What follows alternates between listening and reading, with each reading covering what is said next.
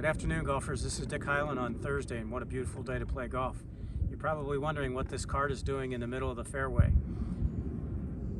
As we have spoken in the past, we'd like to use entry and exit areas by the green and by the tee and get onto the shortcut of the fairway.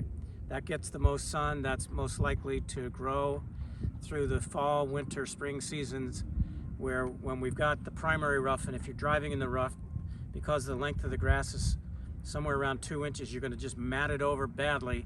It's not going to get any sunlight, and it's just going to deteriorate. So that's why we're asking you to drive the carts in the fairways whenever possible. So again, this segment is all about agronomy, what to do, what not to do, how we can keep this course in the best shape possible, because I can tell you, if there's a better conditioned course in this valley, I have to go look at it and play it. I'm out here in my favorite spot that I don't get out to enough, but I'm going to try and do better.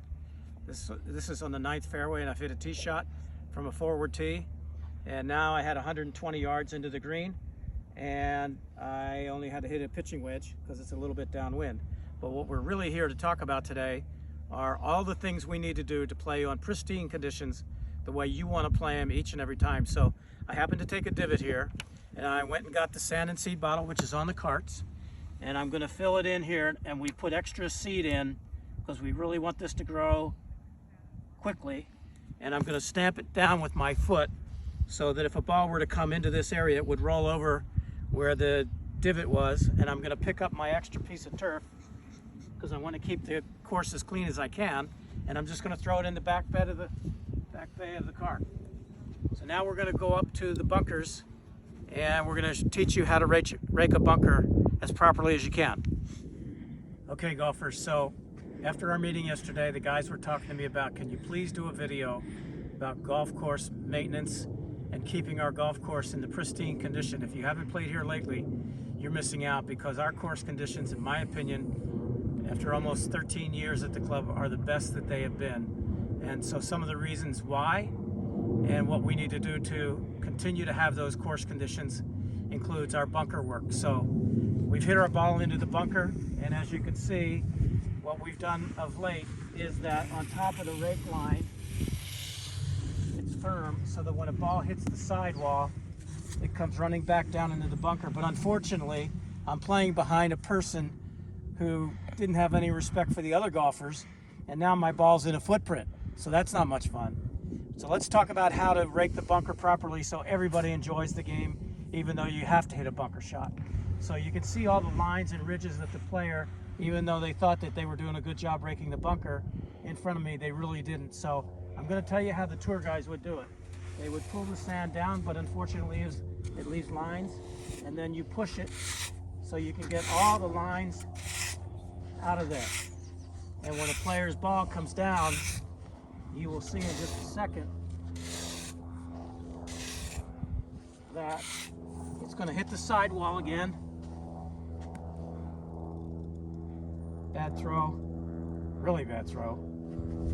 But you can see if it lands there, it's a pretty decent lie. So let's use the push-pull, the pull-push method, I should say, and get those lines out of there and rake the bunker as smoothly as you can for the other players behind you. I think this will work. Okay, so we've hit a good enough shot into the green where it's made a ball mark.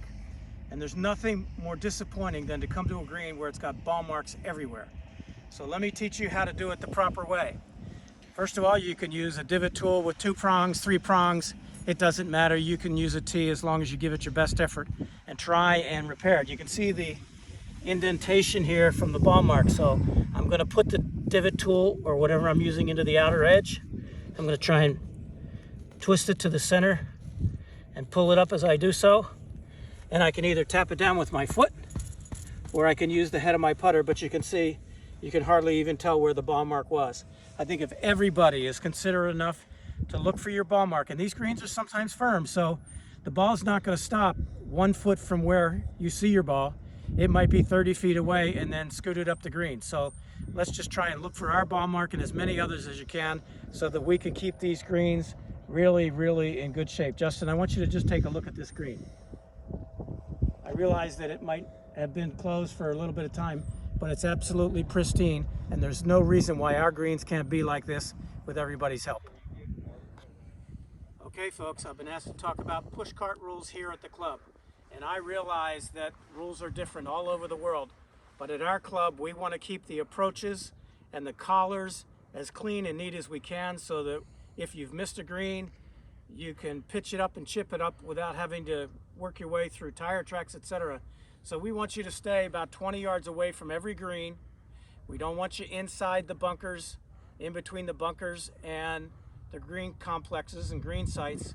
So this would be really helpful. So once I get within 20 yards of the green, I leave my cart below, I take what I need to, and I work my way up onto the green. I come back and now my push cart is ready to go. We don't want them on the practice tees. We don't want them by the practice areas. These are to go on the trails. We don't want them on tees at all. So we love people using the push carts. It's a great way to exercise without carrying your bag if you choose not to. But let's please understand the rules of the road here at the club, and everybody's going to have a good time. So folks, as we've left the greenside area, we should also remind you that the USGA does not want you to put the rakes inside the bunker or the head of the rake in the bunker and the handle out. They would prefer that the entire rake is outside of the bunker, parallel with the line of your play, as they don't want the shaft of the rake to interfere with a ball that was headed for a bunker to be kept out. So let me go back here to divots again. I think it's important to know that we've got to fill the divots wherever they might be with the sand and seed. That's the best way. We don't want to put the old divot, old piece of turf back in there, as this does the best job. So let's also talk about this, and this is a must. We really want to maintain a pace of play of no more than 4 hours, and it doesn't matter of the quality of your play, whether you're a good player or a poor player. You just need to be ready to play when it's your turn. All too often when I ride around, I just see players that are just not paying attention to the game at all, not getting into a rhythm, and when it's their time to play, now they have to start to pull out a club, they have to go over to their ball, etc., etc. So please be ready to play. We are going to be diligent with our pace of play because we want everybody who wants to play an 18-hole round of golf to be able to get that round in 4 hours and before it gets dark. So if you can keep those things in mind, that would really be helpful to us. I hate to even mention this, but it was brought to my attention. We have the little tee bins on all of the par threes. When you hit your shot, if you break your tee, if you please pick up both ends and throw them in the baskets, we will throw them into the trash at the end of play. But when you see broken tees all over a par 3 tee box, that's really, really, as I use the word, disrespectful to the other players, and it looks horrible on a club with these pristine conditions. So please keep that in mind.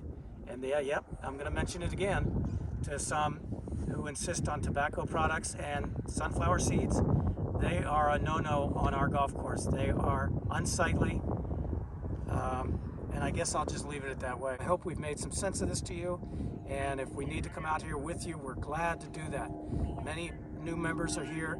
These are our rules of the club, so if you have any questions, please let us know. Thanks.